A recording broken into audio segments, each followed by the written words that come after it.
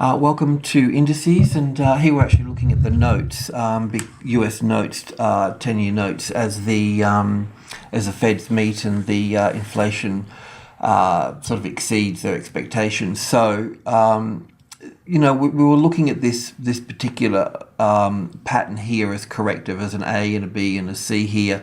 And if it dropped below the 124 here, then we would have a negative bias come into play, and that's certainly the case. Now, this market can move down further from here, but there is just one other pattern that can occur as well. But the main point here is that because this move here is in three waves, whatever happens over here will be corrective. And if this corrective pattern is going to expand, it would expand like this. This would be an A and a B and a C wave that will probably move a bit lower through here because of the 1, 2, 3, 4, and 5 here.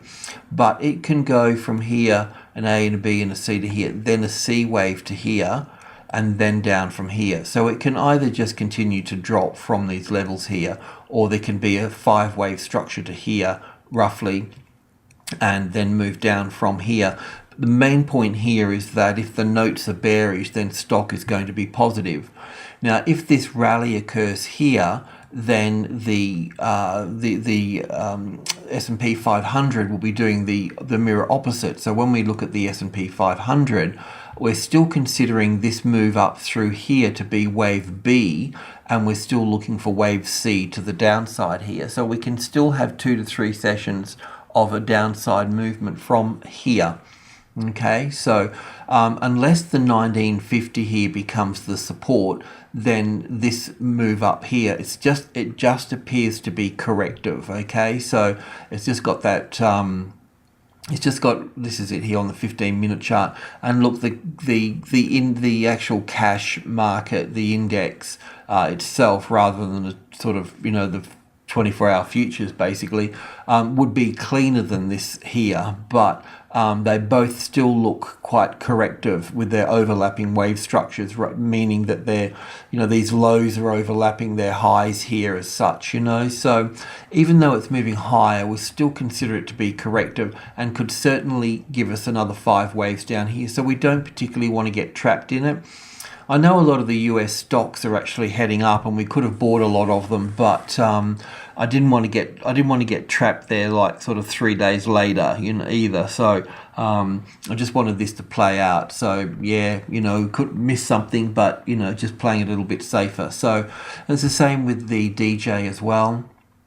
The move up through here, it doesn't appear to be impulsive to the upside. It looks corrective to the upside. So we're still looking at the 50-60% retracement level, or the closest largest number, 16,800 here.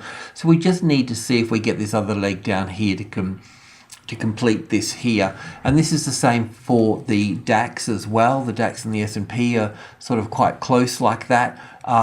We were looking yesterday at this being 5 waves up here, and I even label it as wave 1 and wave 2 back to here, and looking at going long on around here on the 9,900 area, and that's fine. But because we've had this sharp move down here, we need to look at this now as an A wave, a B wave, and a C wave for a larger B wave here. So once again, this market can also move down through here now as well. So this rally can just sort of peter out, coming back up to its 61.8% retracement up here, and then move down here in line with the S&P 500. So we just need to be a little bit careful here as well. It's not that we're really interested in trading this here at the moment, but let's just look, there's nothing cooking here at the moment. So I don't know what to say about that really, but it could move up higher as well. But the interesting thing here for the FTSE is that this move down through here can be complete now at this point here. Now, the FTSE and the Australian market are kind of in sync a little bit, so that's a sort of positive thing for our markets. But this does count quite nicely now down for 5 waves. it may not look it so much on this particular market here, but if you have a look at the cash market, it appears to have a nice completed 5 waves down, and we do have a nice little push up through here that's not actually overlapping wave structures. So this is it here just on the 2-minute chart, and the important thing here is to see that there is no overlapping wave structures. It's just not nice and clean to the upside. So we've got an impulsive move to the upside. There will be problems at 6,800, and God, there could be even problems here as well. But the main point here is that we've got that first little impulse wave up through here. So we can kind of expect 5 waves up and then some sort of counter trend here, and then another move up here. And what we're really looking for is support on this level here. By all means, you could go long here, but you'd have to keep the stops under here, well, pretty close to the bottom anyway, to catch that sort of move up there. But that's positive, and you'd think that why would that be different from the Dow Jones and so forth? But this market has been correcting a lot more from this high here, so it's been correcting from a long time now. It's in a different situation, and this brings us to the Australian market as well. I would like to consider this being a low here, but unfortunately it wasn't below this low here, and that's important really because this move up here is in 3 waves here. Okay, yes, you can put the A wave here if you wanted to, but not that it makes any difference either. But this move here appears to be corrective, so that means that because this is still it was inside the range here, this can also be corrective as well. So we may have to look at this being a more complicated wave 4 over here, so to speak, and we're looking at this here being a larger A wave and a B wave to here. Now, the metal markets were a little bit chirpy last night, not fully, but they were sort of, they were reasonably positive, or the copper was anyway, which is what we're sort of looking at, and, that's in line with iron ore and a few others.